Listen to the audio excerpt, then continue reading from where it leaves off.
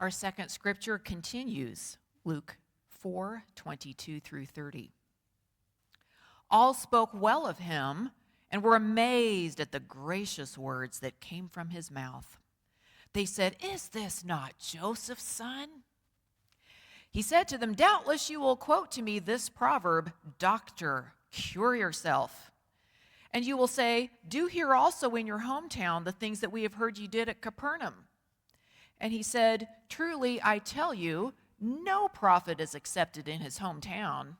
But the truth is, there were many widows in Israel in the time of Elijah, when the heaven was shut up 3 years and 6 months, and there was a severe famine all over the land.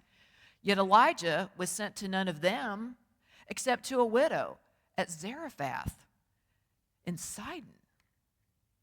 There were also many with a skin disease in Israel in the time of the prophet Elisha, and none of them was cleansed except Naaman the Syrian.' When they heard this, all in the synagogue were filled with rage.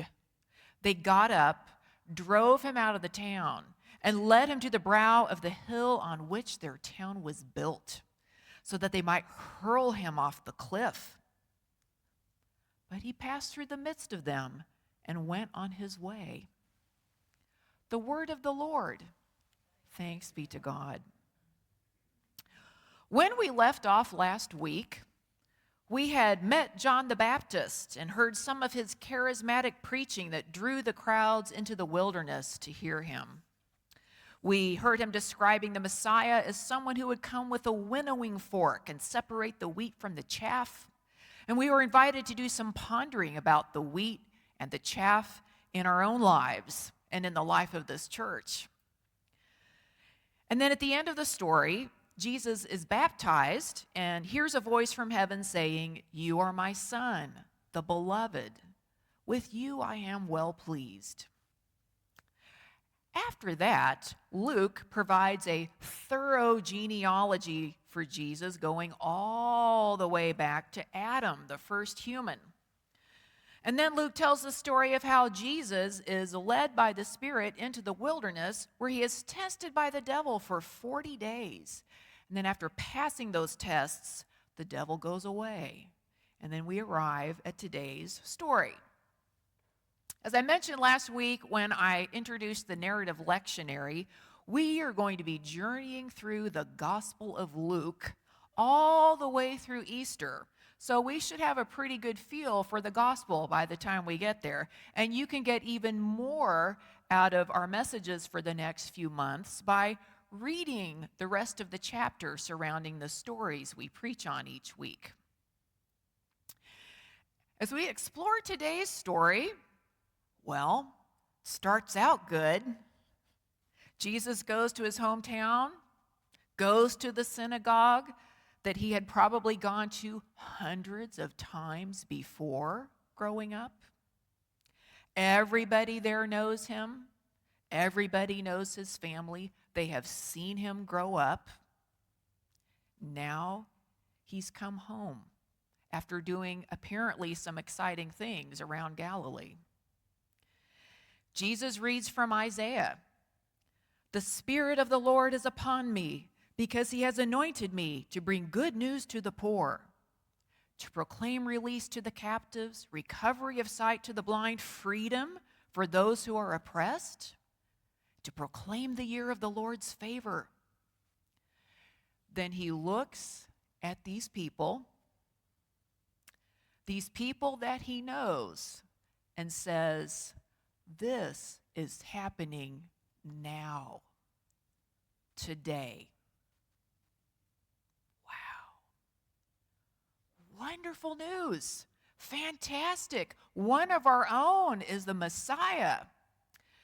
So I want you to pretend with me for a moment that Pat Mahomes grew up here in Topeka in First Presbyterian Church, and that he came up through our youth group, and some of his family still worships here. Wouldn't we be proud? Wouldn't we kind of expect him to look out for us just a little bit? to come home and visit from time to time, to invite us to some games, maybe get a few of us to the Super Bowl. Maybe he'd even buy us a new HVAC system. Maybe more people would want to join our church if Pat Mahomes grew up here. That's the level of expectation in Nazareth. Well, Jesus keeps talking. Jesus immediately mentions two examples from the Hebrew Bible of God showing tremendous favor and grace to a couple of individuals on the outside of the Israelite community. A widow at Zarephath who feeds Elijah in the middle of a famine with the last scraps of food in her house, and miraculously her food doesn't run out until the famine is over. Sometime later her son dies, and Elijah prays to God to raise him back to life, and God does. And then the story of Naaman the Syrian, who listens to a young Jewish girl who was a captive in his household and receives healing of his skin disease when he humbles himself enough to follow Elisha's instructions to bathe in the Jordan River 7 times. And you can find both of these stories in 1 Kings. In other words, says Jesus, if you, good people of Nazareth, think that you are first in line to receive healing and miracles, if you expect to receive special status because I grew up here, you are about to be greatly disappointed. Because God's favor is not limited to God's chosen people, let alone the Messiah's family and friends.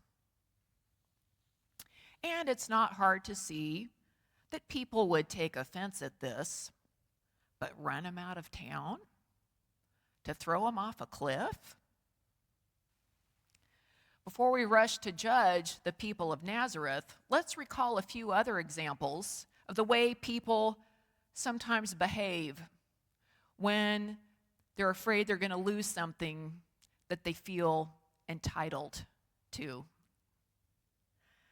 Think of the ugly way that white people behaved towards 6-year-old Ruby Bridges, the first black child to attend a whites-only school in Louisiana during the desegregation crisis in 1960.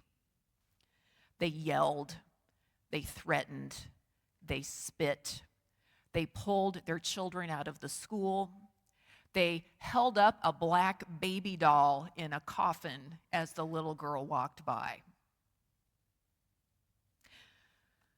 Closer to home, think of the behavior of a parent who believes the coach hasn't given their child enough time to shine on the field, or thinks the referee made a bad call. Think of the road rage that happens when someone cuts somebody off in traffic, or the anger that bubbles up when someone takes your idea and doesn't give you credit for it. Think of what has happened in our own country when people believe votes in an election aren't counted fairly. Think of the outrage right here in Topeka over snow removal. The anger that some parts of the city felt when it seemed that other parts were getting preferential treatment. Or imagine this. A parent dies and leaves money to you, but also to someone you've never met. My brother's an attorney who has handled a number of estates over the years, and he said to me once, Sandra, you will not believe how hard some people will fight to keep money that they have not earned.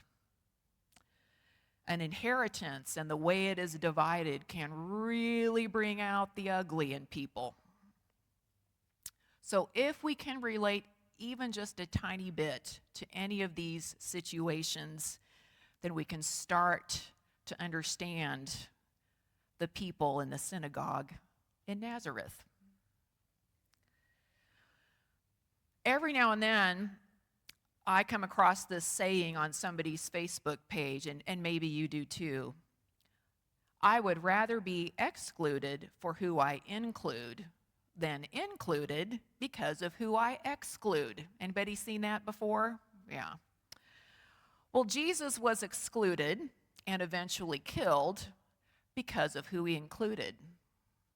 If we are really being honest, many of us struggle with God's radical inclusiveness. We don't want God to be that big. In 17 years of ministry, I have not yet been run out of town for any of the sermons I have preached. Yet. But a couple of times I've preached a sermon that may possibly have contributed to someone leaving and not coming back. Any guesses as to which ones they were? Well, to the best of my knowledge, it was not any of the sermons that I preached on gender identity and sexuality back in the winter of 2023. To the best of my knowledge, you may know something different.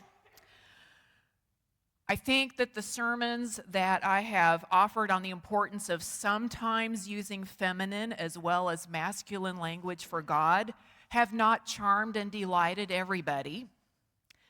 But I'm pretty sure that the most offensive sermon I ever preached was the one where I shared my belief that ultimately everyone ends up with God. That God is love, and that my study of Scripture and experience of God has led me to believe that God does not cut people off forever, for all eternity, for one lifetime of sin, no matter how bad it was. And I did acknowledge that plenty of good people disagree with this, but I did stand by that belief. And after that sermon, at least one family that had been visiting and not yet joined never came back. As human beings, we have a powerful desire to be part of the in-group. And that's why fraternities and sororities continue to flourish on college campuses. We especially, though, want to be part of God's in-group. For years, Presbyterians taught the doctrine of election. Does that sound familiar to anybody, the doctrine of election? Before we are born, before we do anything good or bad, God elects us. We're saved through faith alone, and even our faith is a gift from God. That is how the Presbyterians got the nickname, the Frozen Chosen. Well, that's how we got the chosen part. The frozen part is a story for another day. The good part of the doctrine of election is the way it emphasizes that none of us ever earns our salvation. It is always, only, and forevermore a gift. The dark side of that doctrine is that we assumed that if some of us were chosen, then it must be that others were not. Well, fortunately, God can never be fully described by human ideas. Maybe God does elect everybody. Maybe the whole human family is God's in-group. Maybe the universe is God's group. And we have not even begun to understand the vastness of the universe or who and what is part of it. The good news is that the bigger we let God be, the bigger we ourselves become, because we become what we worship. So if we worship a God who loves outsiders and strangers and misfits, then we will become human beings who love strangers and outcasts and misfits. That is what Jesus came to do. That is what Jesus teaches us. Anything that gets in the way of that is chaff. Is this the God that we are revealing to the world through our lives, through our words, our actions, our interactions with people? Is this the God that people meet when they come to First Presbyterian Church? Will we be remembered for who we exclude or who we include? Well, after Jesus escapes the angry crowd, he then proceeds to do exactly what he said he would, bringing good news to people, healing people, freeing them from bondage. He goes to Capernaum and continues to teach. He casts out a demon, heals Simon's mother. People start bringing the sick to him that he might cure them. Capernaum loves Jesus. They want to keep him there. But neither anger nor adoration will distract Jesus from his mission. Jesus knows he's got to keep moving. But even Jesus needs a team. And next week, Pat will preach on how Jesus begins to build that team. So this week, finish reading Luke chapter 4, and you'll be all ready for next Sunday.